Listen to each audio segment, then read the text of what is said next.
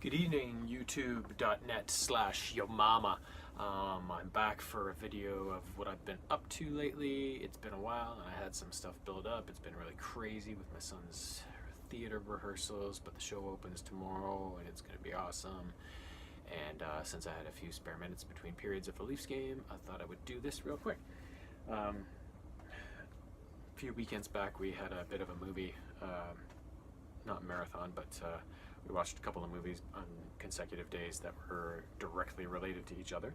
The first one, which I haven't seen ever before up until recently, is Grown Ups, one of Adam Sandler's, I guess, kind of more recent films, I guess. The movie opens up in the year 1978, I think it is, and there's 5 kids on this public school like basketball team, and they win this championship.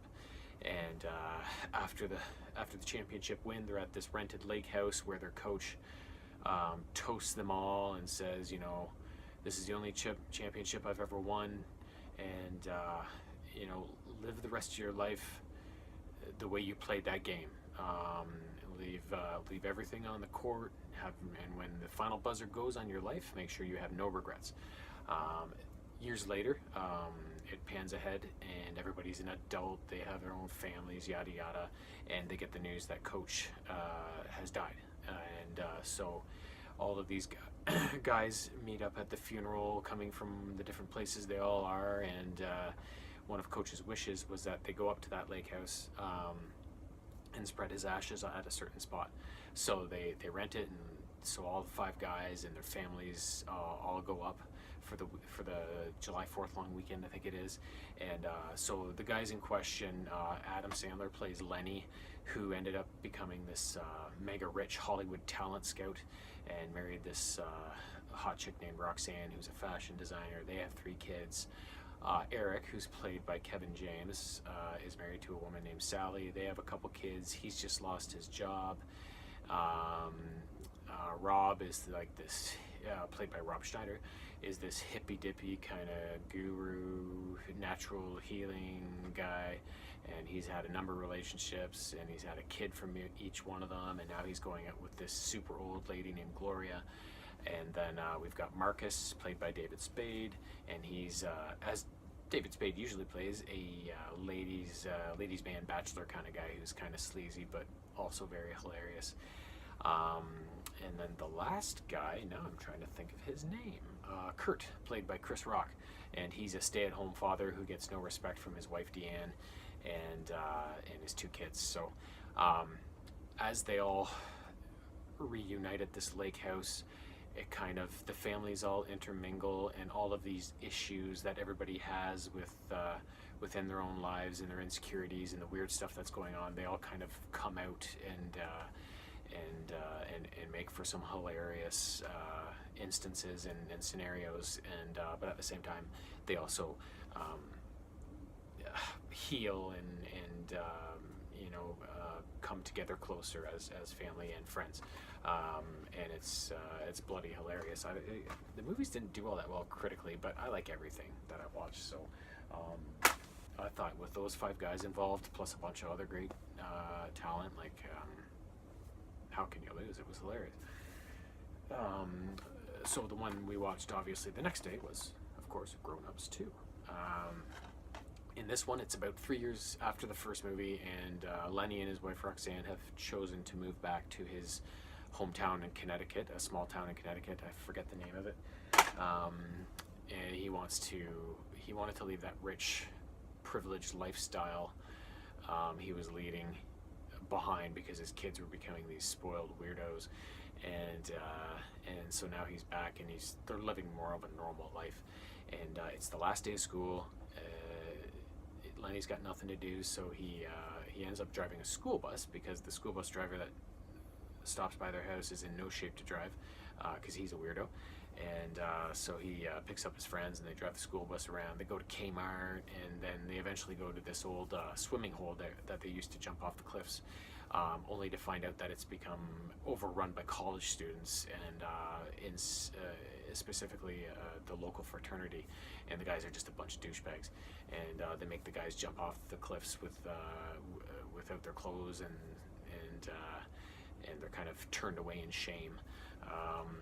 And watching all this is some of the guys' kids who ended up there posing as college students, and although the fathers don't notice them. And one of the kids in question is a kid that Marcus found out he just had, he didn't know about, an older guy named Braden who was quite scary. He sees all this and he ends up trashing the frat kids' frat house, and toilet paper and spray paint and trash in the joint. So in the meantime, little do the guys know that these guys are out for blood against these old guys. But as the day unfolds, other stuff happens, and the guys all pressure Lenny. They're like, you should have this end of summer or end of school, start a summer party at your house.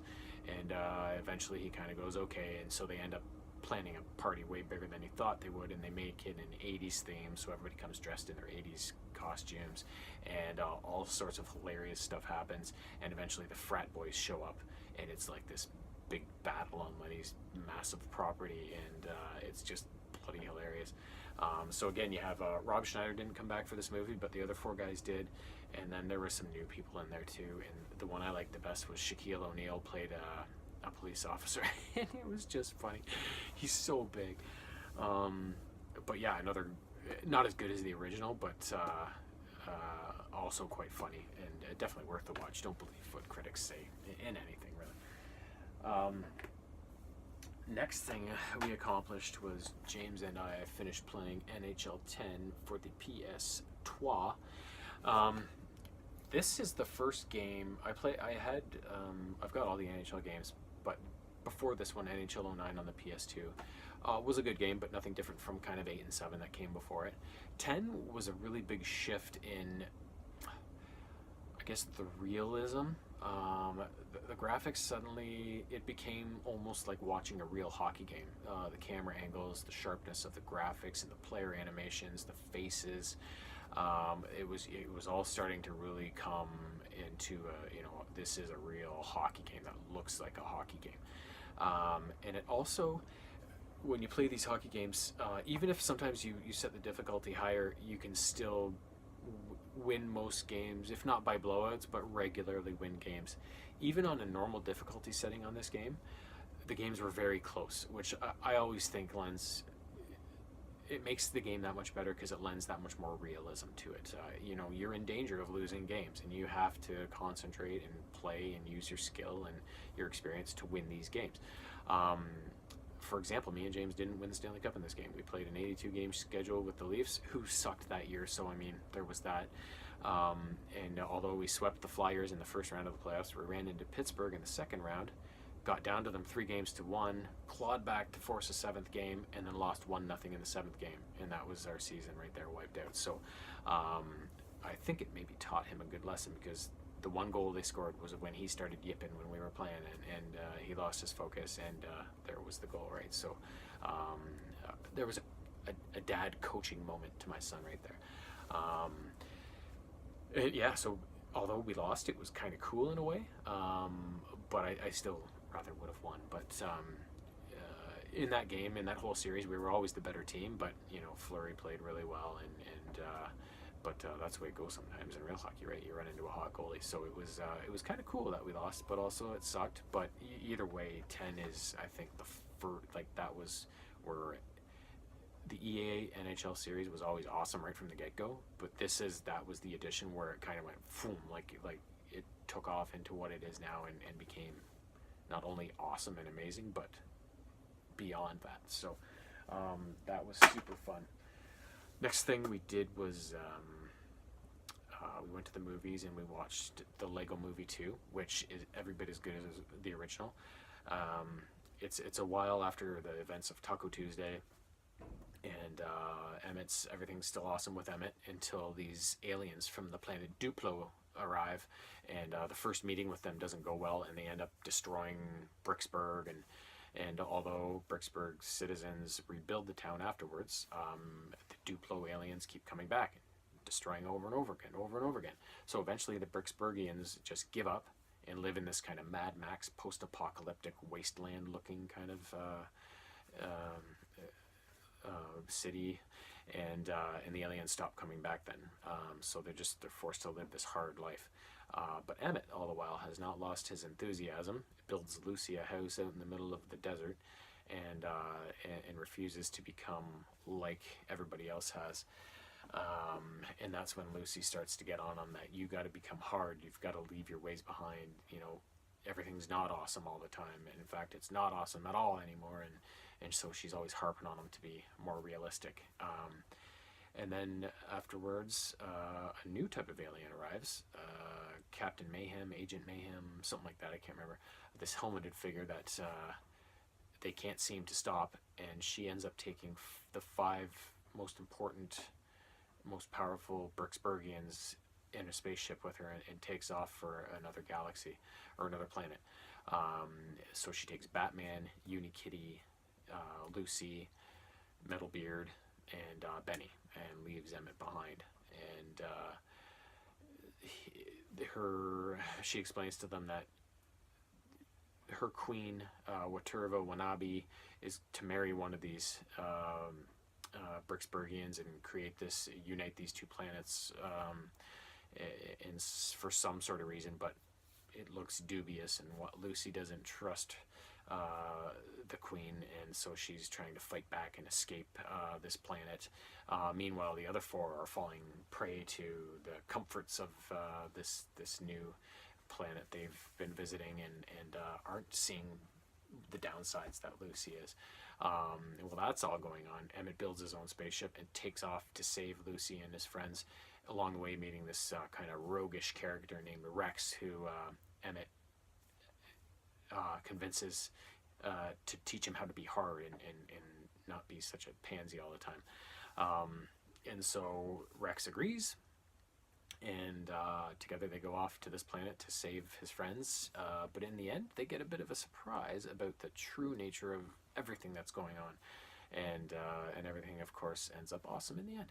And what I really like about the Lego movies, it was how the action that's unfolding with Emmett and his friends is all dictated by the human element behind it all, and how they're playing.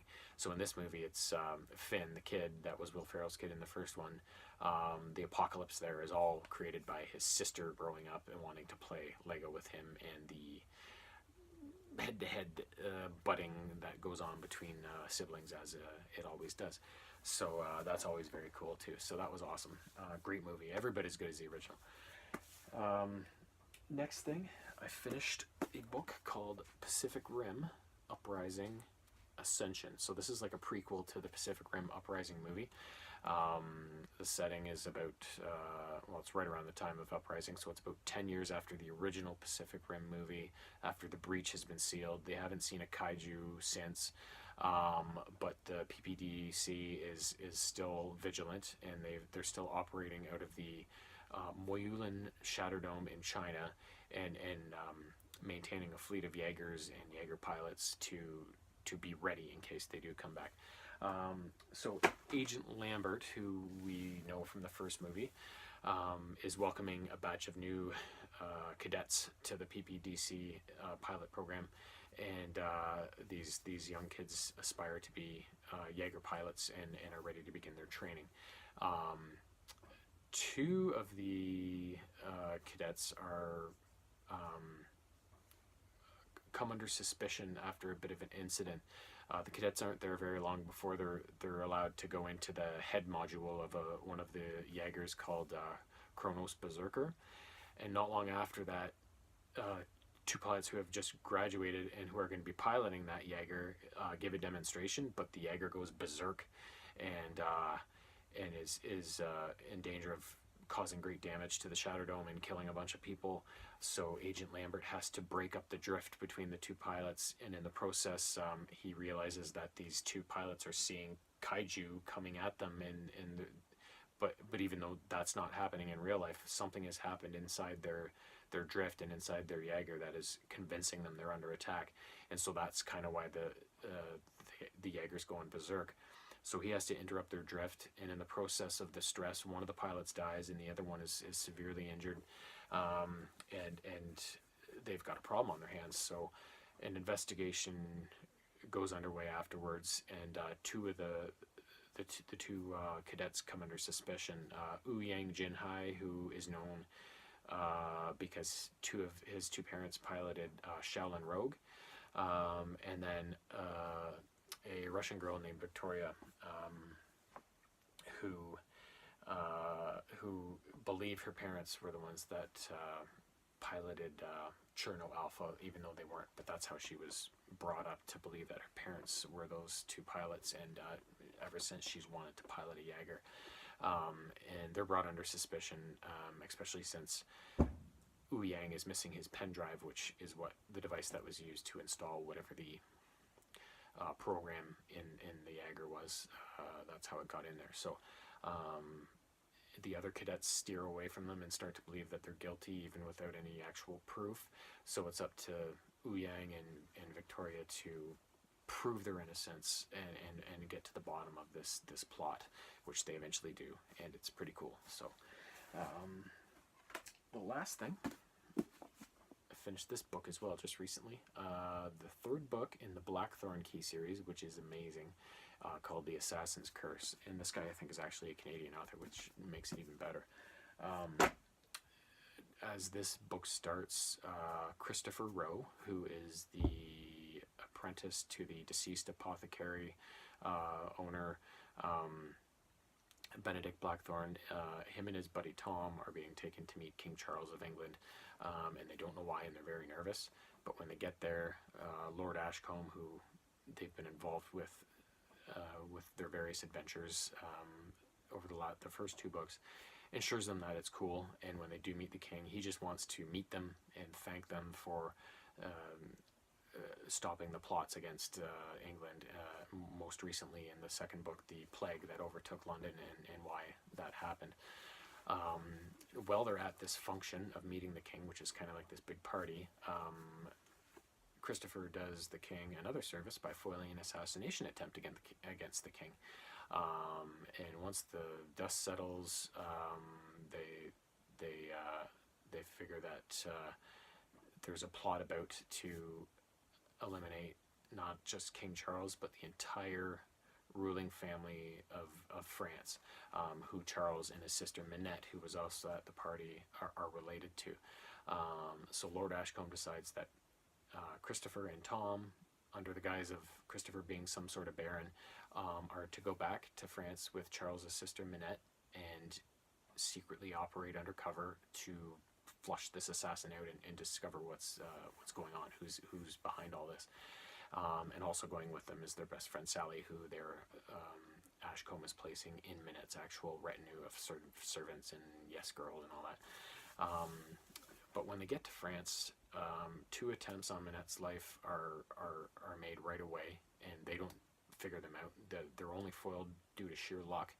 And so after realizing that, after making an unlikely ally, they figure out that the reason the French family is trying to be wiped out is because the long fabled Templar Knights treasure hoard is rumored to be given to the person who does so. So obviously these people are attempting to wipe out all these people because they want these riches. So Christopher decides that, we can't stop these assassins on our own. Let's search for the treasure ourselves and get it, and then these people will have no reason to kill the royal family. So they go after the treasure instead of trying to figure out who the assassin is. And along the way they have this grand adventure, and it's pretty awesome. This series is amazing. The first two books were great, but this one just brought it even higher. I like it when authors create a fictional story within real historic events, and help you learn about something. Like the Templar Knights I've always found very interesting and mysterious, and I've always been very curious about them. So this was a very cool story to read, because I did learn a lot that I didn't know. Not that I knew much, but it was cool to see all the puzzles and tricks and mystery behind it, and learn a little historical fact while also having this fictional adventure that was just a page burner like crazy. So I know for sure there's more books to come in this series, so I can't wait to read the next one. And this video is about 20 minutes right now, and that was my last item, so I will spare you any more pain of my childish pursuits. And until tomorrow morning when I post my next Leafs video, have a great sleep.